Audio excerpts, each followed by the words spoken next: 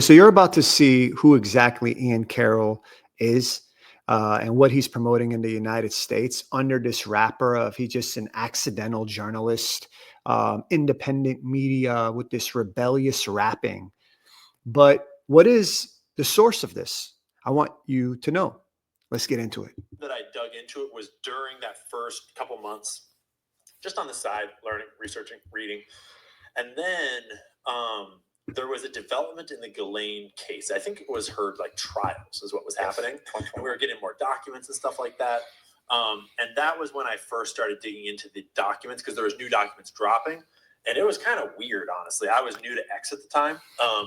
This would have been late 2023. I think it would have been the turn of the new year to 2024. Well, her trial it wasn't her original trial. It was some new maybe it was Virginia Frey. There was new testimony that was released. I forget exactly what happened. Okay. But it was the turn into 2024, and there was a bunch of new Epstein documents and new court documents and stuff, and everyone was kind of collating through them, and X was having these big spaces where all the experts would come in and talk about it. And I had blown up on the Diddy stuff about looking at the Diddy transcripts and the Diddy court documents. Yeah, basically, Ian, you blew up on a Chinese communist military weapon app called TikTok. That's how you basically blew up. That's how you got in, right? Okay, so that's part one of this, and then you make it seem as if it's just a coincidence, right? Let's let Ian keep going. Stuff around Lil Rod's lawsuit. And so I kind of got defaulted into being this new kind of small, big account on X. And I started getting invited into these Epstein spaces. It just incidentally got invited to all these places, got promoted by the Chinese Communist Party's military app, TikTok. And as though I was an expert. And I had learned a lot. Oh, you're definitely an expert in disinformation and foreign propaganda. There's no doubt about it. You are, to me, in my opinion, an American gun for hire. More than the average person. But I was out of depth next to everyone else that was in those spaces. And I was just learning a lot. No, you are not out of depth. You're a professional. I wasn't trying to pretend I was an expert, but I was, involved in learning. And it was just weird to be suddenly thrust in the spotlight. And that really incentivized me and motivated me to really catch up and learn what I'm talking about more. So I got pretty serious about it at that point. Okay. What did you first think when you came upon that? Were you looking at it We're about to get into it, guys. Yeah. We're about to get into it. Right away, were you going, okay, this was definitely an intel op? No. At first, I didn't really have the context to know what to think. I think that I sort of suspected it was an intel op, especially once I came across the Acosta quote, the famous Acosta quote about Lee Maloney belongs to intelligence. Duh. Don't know how else you interpret that. But it wasn't until reading One Nation Under Blackmail. Here we go. The first time I read One Nation Under Blackmail, I listened to it on. And who published that book? Audible. That's a heavy lift. And holy shit, I didn't retain a single word of it, just in one ear and out the other. And it was by chapter 2 that I realized that that's what was happening, because Whitney is such a dense writer. Whitney, the same Whitney that Ian is the cheerleader and pom-pom of. If you go look at the Joe Rogan episode of Ian Carrol, he keeps talking about Whitney Webb. And that's exactly what I want you to know, who's behind Whitney Webb on this video. In the next few minutes, you're going to see exactly who's promoting Whitney Webb. Such a dense thinker that she's in one paragraph, she'll I could make a 10-minute TikTok video about every single paragraph in that book, just showing you who that guy is and who that guy is and what that company should, because she'll just reference thing after thing after thing after thing after thing and how they're all connected. Yeah. And I do think that it's a delicate line, because you can get too connection happy without fortunately, I know that she does do a lot of deep research to there are connections in most of those cases that are there's depth, and when you dig into them, you can find it. But I realized as I was listening, I'm all right, I'm just gonna finish this listen through, and it'll be subliminal programming, so that when I buy the book and read it, I'll have heard Goldberg before, and I'll have heard Promise Software before, and I'll have more locates. I don't know if that actually happened or not, but then I bought the books and read through it a second time. Then I read through it a third time and took notes, because I realized that I needed to. It's just so dense.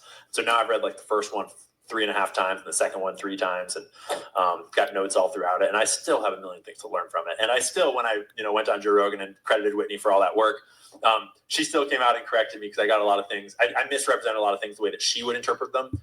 So who is Whitney Webb, guys and gals? Let's explain. So Whitney Webb is basically a journalist author who is on a publication called Mint Press. Now, who is the founder of Mint Press? Manar Mahood, right here. Look at her. This is actually who the leader is of Mint Press. This is the lady right here. Now, these are just two very minor examples that. So this is the lady. This is the lady who is the founder, the head of this, the leader of Mint Press. What's Mint Press? They publish Whitney Webb's articles, or they have, right? So this is literally the same lady, by the way, the same lady that you can see here with Bashar, an image with Bashar al-Assad. But why is she there with Bashar al-Assad? That's a great question. Let me tell you exactly why, she's there with him. So you see, basically, this lady is not just a lady doing a far left, publication. No, it's far deeper than that. This is basically the beginning of you're seeing the green and the red alliance. Okay. So why do I say that? Okay. So Manar Mawash is at the center, essentially, of this propaganda pipeline that's running straight from hostile regimes into American influencers like Ian Carrol, who promotes Whitney Webb's books, right? And I want you to just see how you're basically just 3 steps away from essentially listening to Hamas or Iranian government as your source. So who's Whitney Webb that he keeps promoting? Her on Joe Rogan. And here, Manar Adley right here is basically someone who glorifies terrorism. She was an affiliate of the Palestinian Youth Movement, a group that openly praises violence against innocent Israeli civilians. She's a vocal supporter of BDS movement, which seeks to economically and culturally isolate Israel in a campaign that many governments are saying, and watchdog groups are saying, is linked to extremist and terror-aligned, groups, networks. Okay. Now, but that's just one part of it, right? Let's dig deeper. In 2011, Adley, the founder, CEO, and editor-in-chief of Mint Press, okay, was an outlet that was backed by Bashar al-Assad.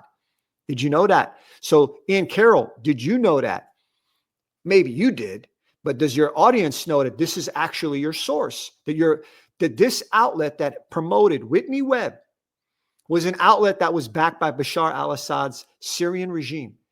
It defended Russia, Iran, opposed Israel, Saudi Arabia. Okay. In an article they basically do anti-Western narrative, green-red alliance with the woke pagan mob.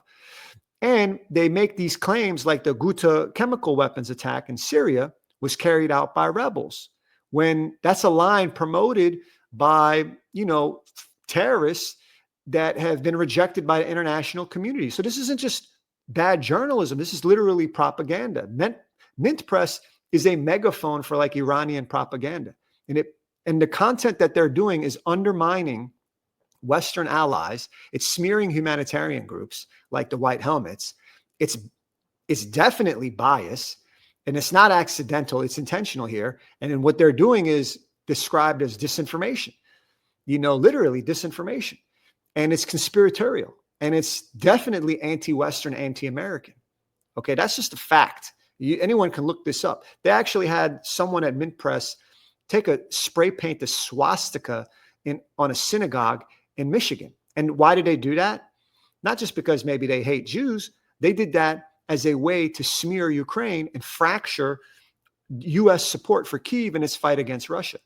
So this wasn't just free speech. It was disinformation tactics. It was psychological warfare. It was designed to manipulate public perception and influence our foreign policy. Now, here comes Whitney Webb, Ian Carroll's BFF. Webb, a journalist, an author, whose work is literally boosted by this same network, Mint Press. And she's built this reputation as this deep dive investigative writer. But many of her narratives, whether intentional or not, she could just be a dumb, unintentional, far leftist woke pagan zealot. Yeah. Or she could be getting back with this green-red alliance, because it's basically the same anti-Western, anti-Israel, pro-authoritarian talking points that basically maybe Iran wants you to see. So, then you have Ian Carrol promoting Webb like it's her booking agent. Now, whether podcasts like Joe Rogan or other platforms, they keep pushing her book, her brand, her message, who knows? Are they getting paid?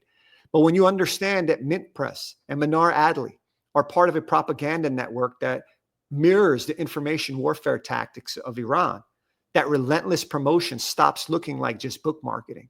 It's actually looking like ideological infiltration. And they're using an American influencer like Ian Carrol to put American, aesthetic and sound on it, right? They're doing it through podcasts.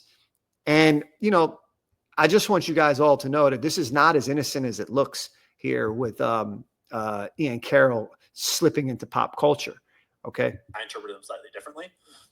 And I love some of her corrections too, because they helped redirect me on a few of her points that were more subtle than I had realized. What were some of them? The two big ones were, the first one I don't think is, it's important. It's that Epstein, the evidence is not necessarily that he worked for Mossad specifically. It's that he was aligned with Israeli intelligence factions like Mossad is just one of many, right? And the evidence does not exactly align with him being on, for Mossad. Which is sort of a technicality, but those kinds of technicalities do matter in this context. They matter. That's interesting. So. Yeah. Some people call it a little nitpicky. I don't mind at all. I don't mind criticism one bit, especially when it's coming from someone who's way more educated than me that's helping me learn. The big one that was really useful is that she highlighted how I do a lot of looking at the first part of the thing and Epstein backwards. And a lot of her book that is really important, and in some ways Back to her book. What you're seeing is basically a very legit, clean delivery system for hostile foreign narratives. This is psychological warfare. This is not independent journalism that's so easy. And when you share it, you like it, you recommend it without context, it's doing exactly what its creators want. It erodes trust in our Western allies. It demonizes Israel, and it makes the enemies of America look like the underdog heroes. So the question isn't just actually, hey, why is Ian Carrol doing it? The question is, how many people are believing it without ever even knowing what the source of this propaganda is from? Most important to look forward is that her book is a sort of a two-part thesis. And one, This is where blackmail comes from. This is the history. This is how Epstein came up, and this is the history. And then two is Epstein transitioned in his lifetime, and all blackmailers have. Look, I'm not promoting Epstein. I think what he did was disgusting. I'm a father myself. I have a daughter, but I just want to say, who's funding this sort of propaganda? I think a big sponsor of this is Qatar. They're not just buying skyscrapers, soccer tournaments. They're buying America's mind on these mobile devices. Billions of dollars are flowing from Doha into our universities, our think tanks, even into our school programs for your kids. This isn't charity, guys. This is psychological warfare. You go to Georgetown, Northwestern, Cornell, and dozens more. Qatari money is funding campuses, research departments. And what are they getting? They're getting to help shape our Middle East policy. Israel, U.S. foreign policy. That means your future diplomats, journalists, lawmakers are getting indoctrinated with a Qatari world view that's approved by them. And what do they want? They want to get American power and influence out of the Middle East so the CCP, Iran, and Qatar could have these orgies all day and night, or do whatever the heck they want to do.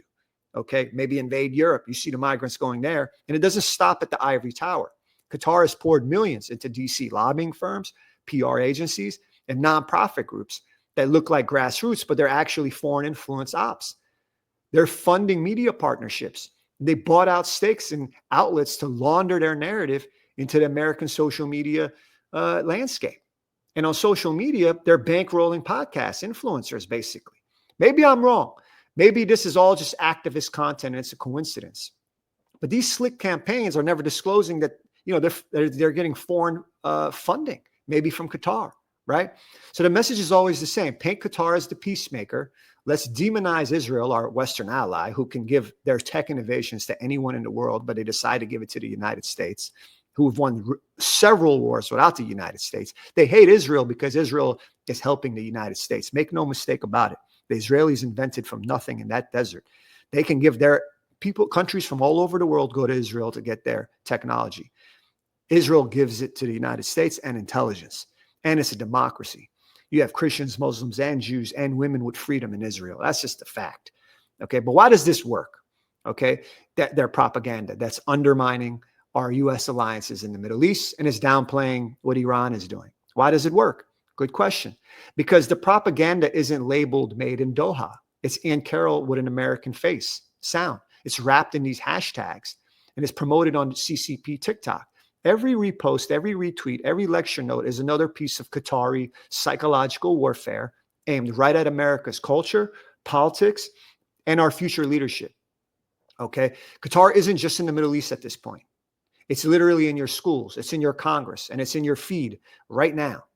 And this is not going to stop unless we start holding these people accountable. Look at all these accounts on X, for example. You think it's an American, then you find out it's a Pakistani. It's someone in Pakistan. They're literally infiltrating our conversation.